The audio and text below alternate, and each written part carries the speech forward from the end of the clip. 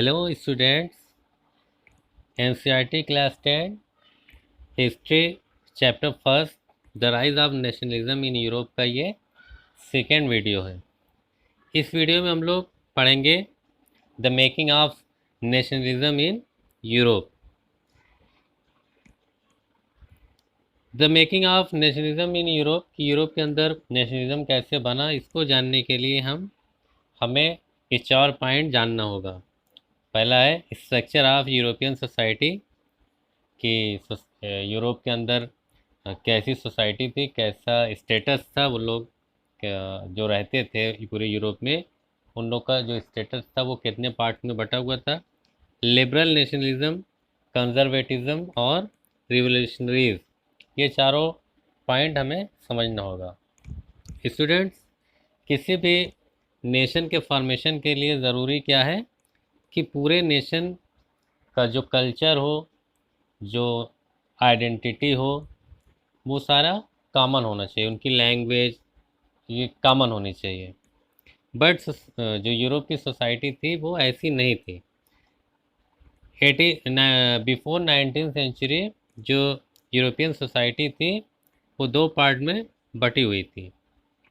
एक थी एरिस्टोक्रेसी और दूसरी थी पीजेंट्री। अब एरिस्टोक्रेसी और पीजेंट्री में क्या डिफरेंस था?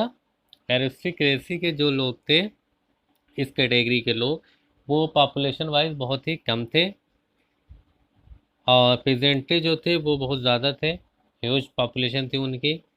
लेकिन जो डोमिनेटिंग पीपल थे, जो डोमिनेट कर रहे थे, जिनका दबदबा था, वो एरिस्टोक्रेसी ग्रुप के लोग का था।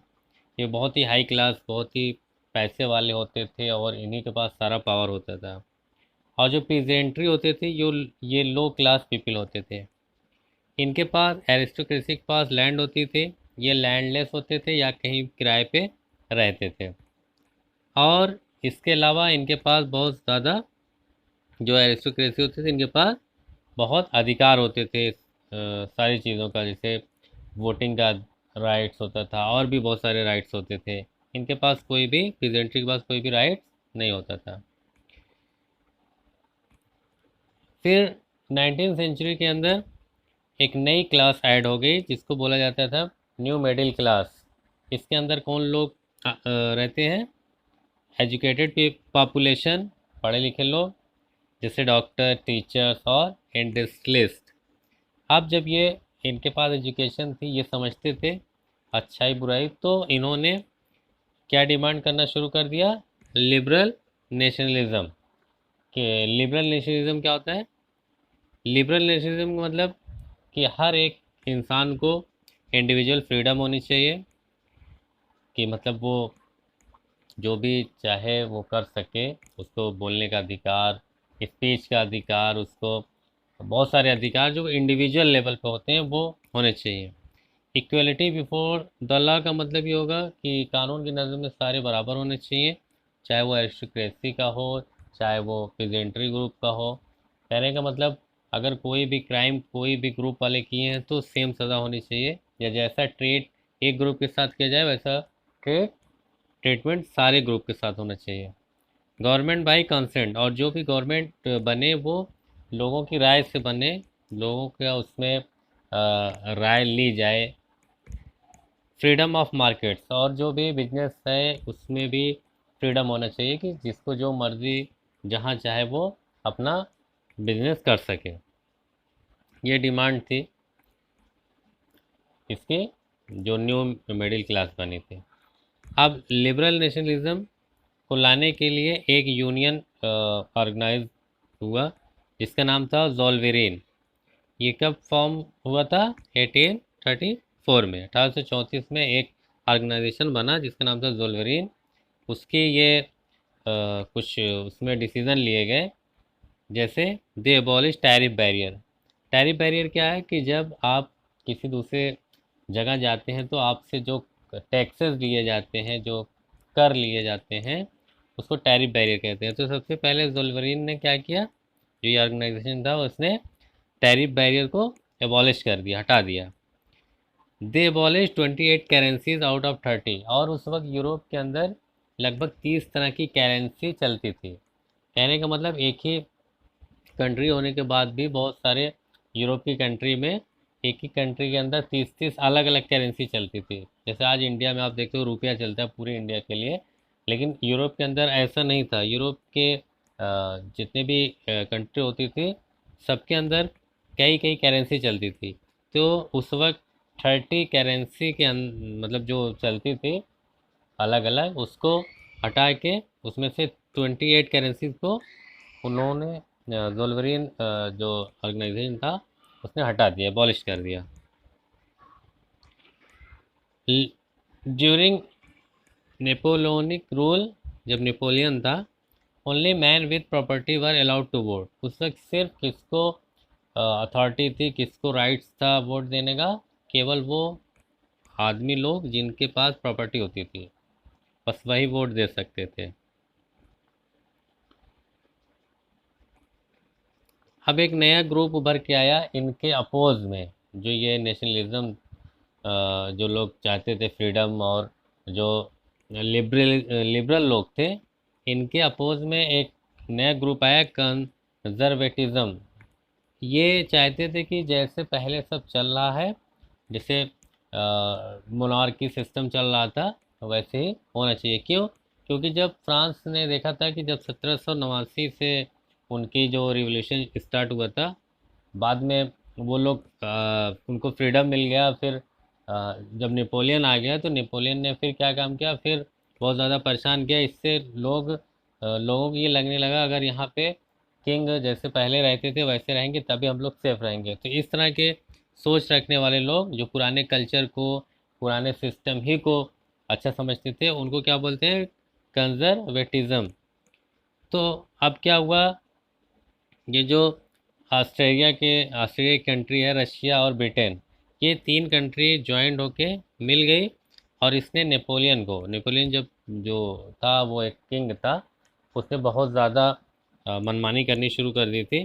तो ये तीनों कंट्री ने मिल के उससे एक वार किया, जिसको बोलते हैं बैटल ऑफ वाटरलू। यहाँ पे इन तीनों कंट्री ने उसको हरा दिया, नेपोलियन को।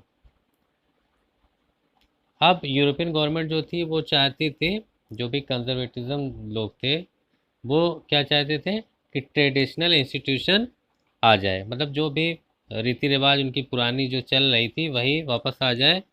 कहाँ? फ्रांस सोसाइटी में। This resulted to treaty of Vienna sign in 1815। इसके नतीजे में जो ये पुराना कल्चर और पुराना सब कुछ लाने के लिए इन्होंने एक ट्रीटी साइन की, जिसको बोलते हैं ट्रीटी ऑफ वियना, 1815 में। इसके अंदर क्या क्या हुआ?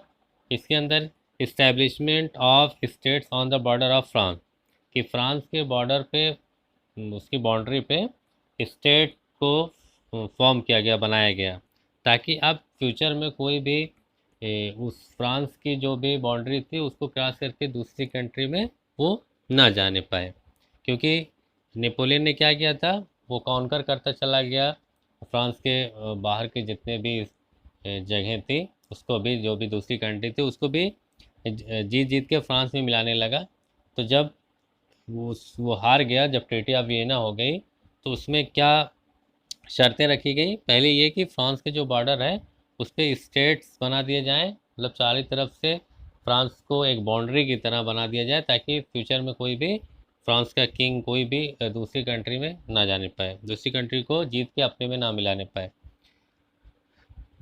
रेस्टोरेशन ऑफ बर्बन डायनेस्टी, मतलब रीस्टोरेशन ऑफ बर्बन डायनेस्टी, मतलब बर्बन डायनेस्टी जो चली आ रही थी, जो मोनार्क वहाँ के थे, जैसे फ्रांस में आपने पिछली क्लास में पढ़ा ही है, वहाँ पे जो किंग होते थे लुइस, वो लोग वापस आ जाएं, वही लोग फिर से राज करें।